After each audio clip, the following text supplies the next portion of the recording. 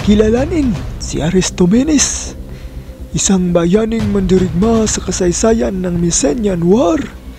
Kilala sa kanyang pakikibaga laban sa mga Espartano sa ikalawang digmaang Mycenae noong 685 hanggang 668 bago si Kristo, at sa kanyang pagtutol at pakikipaglaban sa bundok Aira sa loob ng 11 taon.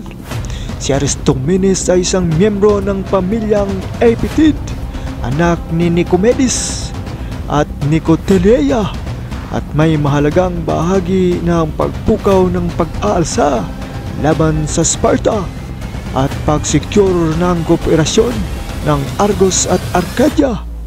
Ipinapakita niya ang kanyang katapangan sa unang laban sa Deray na inalok siya ng korona, subalit tinanggap lamang niya ang titulong punong commander.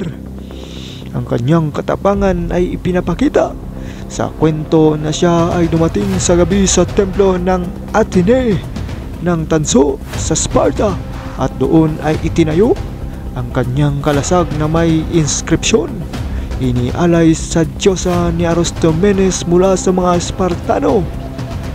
Naniniwala ang mga Mycenaean na siya ay napakagaling sa labanan at walang sino man ang makakatalo sa kanya.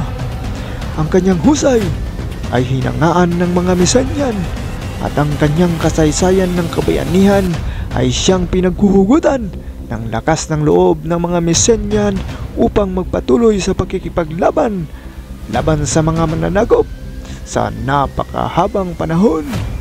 Ating tunghayan ang kanyang kahangahangang kabayanihan sa kasaysayan ng Mycenaean War sa mga kwento ng kasaysayan ng mga digmaan sa ating daigdig.